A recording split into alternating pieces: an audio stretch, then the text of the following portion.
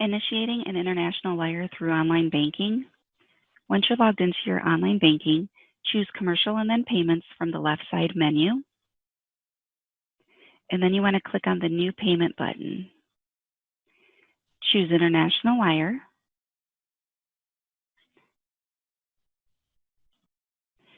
And then you'll have the origination details here. You have from subsidiary, account, and process date.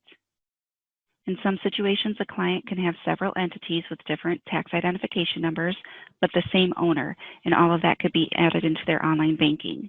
They can choose which one to send the wire on behalf of, and then choose the account number for that wire to be sent from. Next, select the fields to enter in the next three categories: recipient, account, currency, and amount. If you need to send in a currency not listed in this drop-down menu, please reach out to your TM professional or business banker for further assistance. It's best to send in local currency, as it often may result in fewer fees associated, as it may travel through fewer financial institutions.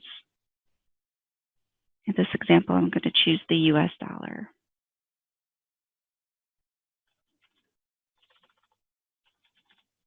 In the recipient account, I'm going to choose New Recipient, but if you had saved ones, they'll be down in your drop-down menu.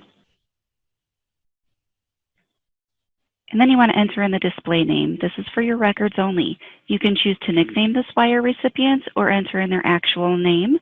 This information will not go with your wire. And then you can enter in an email address for your recipient. It's not required, but you do have the option to enter this in. Next, refer to your wiring instructions and select the international account type from the drop-down menu. We have IBAN, account and SwiftBIC, account IBAN, and SwiftBIC. A SWIFT code is required, so you want to choose one of these last two here. And for this example, I'm going to choose the account IBAN and the SwiftBIC. For payments going to Mexico, a CLABE is required.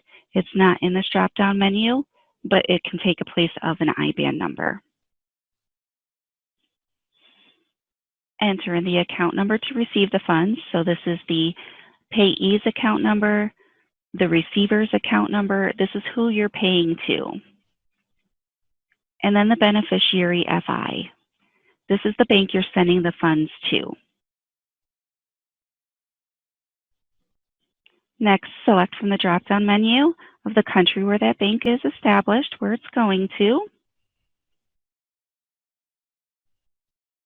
And then you want to put in their IBAN number. So an IBAN number is usually between 18 and 23 characters, and those are alphanumeric. And after you put in the IBAN number, I need to put in a SWIFT. And then the bank's address. It's not required, but if you do have it, feel free to enter that in. Then you want to click on the green check mark. And then you'll enter in your recipient details. Your recipient is the person you are paying. So you want to enter in the wire name. This is also referred to as a beneficiary. Then enter in the country and their address if you have that. And then after you put in their full address, you have the three options down here: cancel, use without save, and save recipients. Cancel is used if you do not want to continue with this wire. It'll cancel it completely out. Use without saving most commonly is used if you want to just do these as a one-time only. And then save recipients, which will save the details for a future wire. In this example, I'm going to choose use without save. Next, you have your optional wire information. You have message to beneficiary, purpose of wire, and description. The message to beneficiary field. This is any kind of pertinent wire information, such as invoice numbers or for further credit to information, branch codes, sort codes, etc. Your purpose of wire, this is required, so you want to enter in the reason of your wire, whether that's payment of goods, membership dues, rent, etc. And then description. This is for your reference only. This will not be sent with the wire.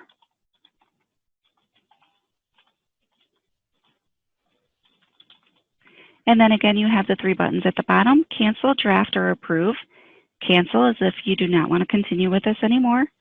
Draft it, we'll put it in a draft status. It will not be processed until it's back in the process or approval status, whether that be by you or if your company has you structured where someone else has to actually go in and approve it. That's what this button would be used for. And then the approve. So I'm just going to approve this. And then it tells me my transaction's been created and it will be processed shortly. So I can close or view an activity center. In this instance, I'm done and over with. I'm just going ahead and go close. If you did need to go back to that by any chance or for any reason, you want to go into Transactions Activity Center and you can pull up that wire. You can view the details.